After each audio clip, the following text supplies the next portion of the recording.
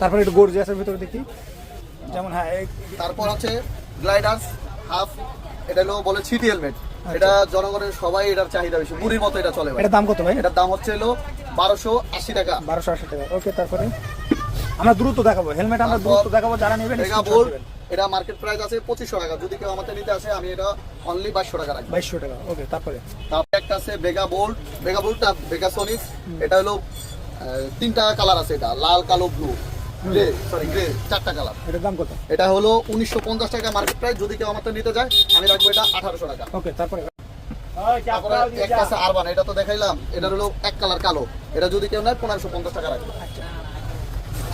তারপর একটা আছে প্রিন্টেড বেগা, রেডিয়াম প্রিন্ট, এটার ভিতরে লাল, ব্লু, কালো, তারপর সিলভার, অ্যাশ, সব কালারই অ্যাভেলেবেল আছে। যদি কেউ নেয় আমাদের এটা পড়বে 1900 টাকা।